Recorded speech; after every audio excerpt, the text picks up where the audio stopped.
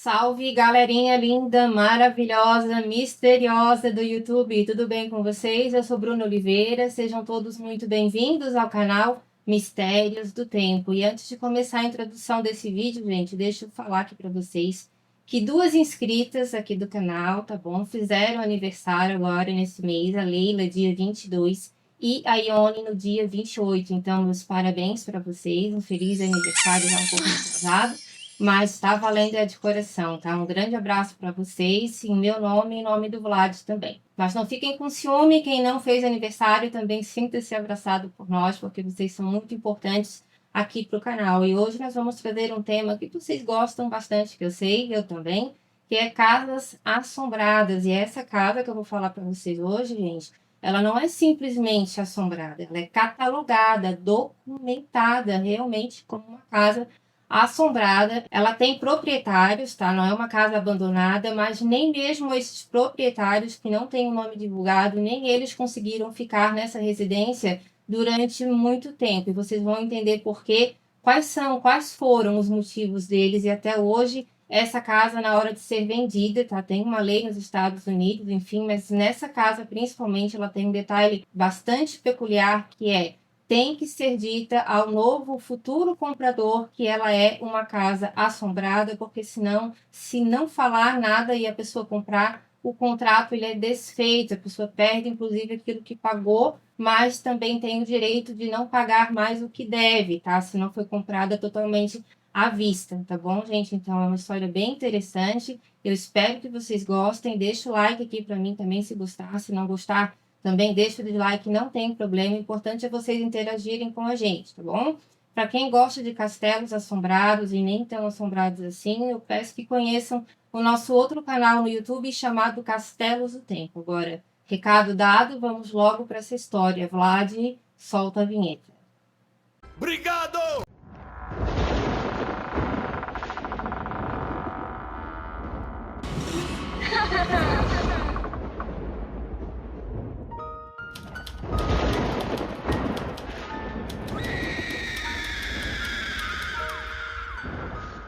Bom, gente, vamos falar sobre Eckley House, tá? Isso que é conhecida também com as suas assombrações às margens do rio Hudson.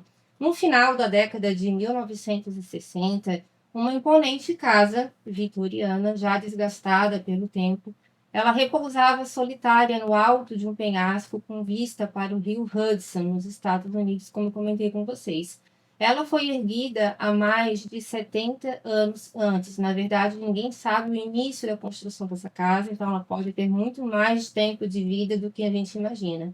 Essa mansão ela possui cerca de 5.000 pés de metros quadrados, entalhes refinados em madeira e um charme inconfundível de tempos passados. A princípio, a Eckley House ela foi construída no século XVIII. É uma casa estilo vitoriana localizada em Nyack, que fica em Nova York. Tá? Então, ela é conhecida não apenas pela sua arquitetura histórica, mas também principalmente pelos relatos de assombração da família Eckley, que foi a família que mais teve, a princípio, contato com o sobrenatural dentro dessa casa, e eles moraram lá por várias décadas. Essa opinião das pessoas que investigaram essa situação coloquialmente, elas foram chamadas de decisão dos caça-fantasmas, ou seja, ela é considerada assombrada por algumas pessoas que são especialistas nesse tipo de estudo. Tá? Essa casa ela é conhecida como legalmente a casa mais mal assombrada conhecida na América, isso em documento, tá, gente? Não quer dizer que seja realmente a mesma, né? Só ela que é mal assombrada, mais assombrada, tem gente que diz que não é, mas legalmente, tá? Isso é legalmente. Ela foi considerada assim, assombrada, ou melhor, mal assombrada. Foi então que o casal George e Ellen Eckley decidiram se mudar para lá. Eles compraram, foram com a família, o casal tinha filhos, era um lugar muito espaçoso para as crianças brincarem, ficava à beira do rio Hudson, que era um local bastante procurado, e eles queriam criar os seus 4 filhos lá, e assim foi feito. Mas eles não imaginavam que a propriedade carregava uma reputação tão sinistra. Na vizinha cidade de Nyack, rumores sobre a casa assombrada circulavam há anos. A princípio, Os Eckley ficaram encantados com a nova morada, mas logo eles perceberam a inquietação dos moradores locais. Para vocês terem uma ideia, as crianças da região, elas passavam na frente da casa olhando de forma muito assustada pelas janelas, e eles não hesitaram em falar para os proprietários que aquela casa era um local muito misterioso, que cercava um tempo passado muito conturbado e que fenômenos sobrenaturais aconteciam lá.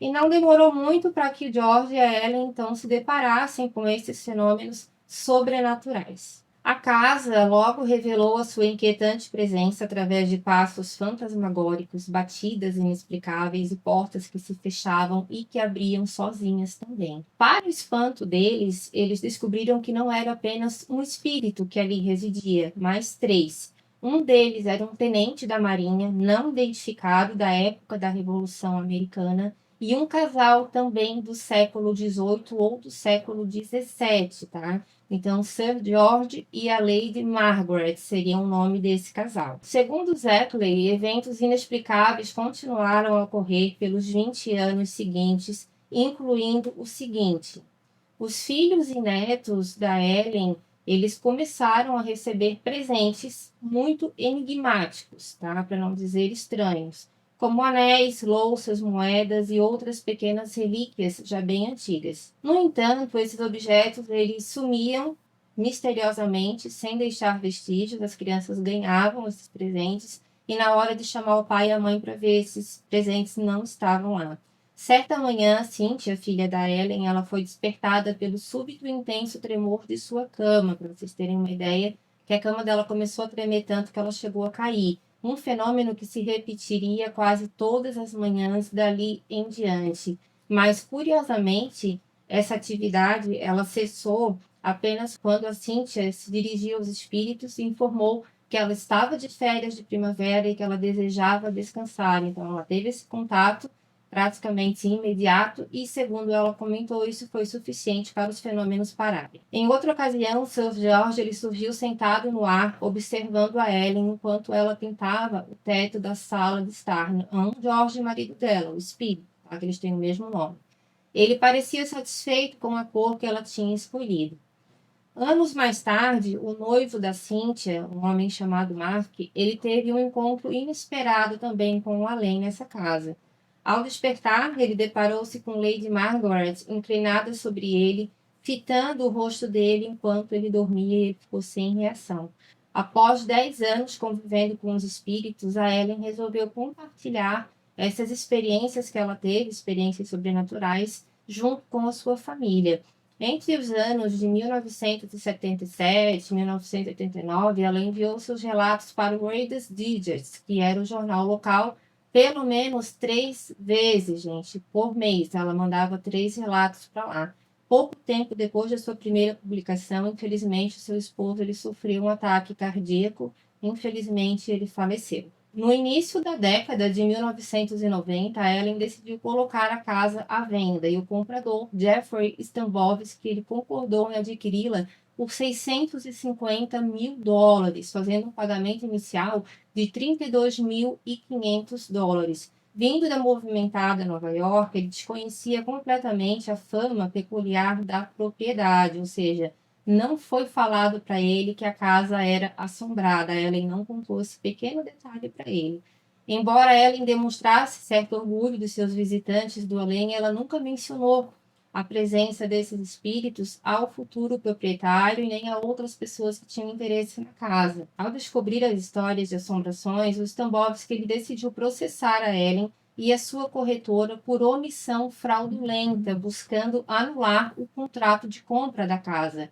No entanto, a Suprema Corte de Nova York rejeitou a ação, baseando-se no princípio do caveat emptor, acho que é assim que se pronuncia o nome, tá? Que quer dizer o comprador deve estar atento, ou seja, ele tinha que ter percebido alguma coisa e não a Ellen ter falado para ele. Determinado, o Stambovsky ele recorreu da decisão, tá? O julgamento em segunda instância aconteceu em 1991. A divisão de apelação da Suprema Corte de Nova York decidiu analisar melhor o caso. Tá? O tribunal ele concluiu que, independente da veracidade das assombrações naquela residência, o simples fato delas terem sido amplamente divulgadas em jornais já influenciava o valor da propriedade. Dessa forma, a casa foi oficialmente considerada assombrada como questão de lei, ou seja, está no documento da casa essa informação. Então, quem comprar tem que saber, porque senão multas vão rolar. Como Ellen Eckley havia publicado relatos sobre os fenômenos paranormais, ela não poderia negar a existência dos poltergeists como ela tentou fazer no início. Ela tentou, mas ela já foi desmascarada ali mesmo, é essa palavra. No entanto, mantendo o princípio do caveat emptor, que o comprador deve estar atento, o tribunal lhe decidiu que ela não deveria ser responsabilizada por danos, mas, em vez disso, também argumentou que o caráter assombrado de um imóvel não poderia ser detectado por uma inspeção convencional, ou seja, chega lá, diz que viu e ponto final. Tem que ter um estudo, e teve esse estudo com os caça-fantasmas, ele foi declarado uma residência assombrada, sim. Assim, o contrato de venda foi anulado, liberando o Stambovsky da obrigação de compra, embora ele tenha perdido todo o valor que ele já deu de entrada, que era $32.500, tá? Na minha opinião, erradíssimo, mas, enfim, foi a lei de lá que determinou. Essa opinião, coloquialmente chamada de decisão dos caça-fantasmas, ela estabeleceu a residência de Eckley como a única casa legalmente mal assombrada conhecida na América.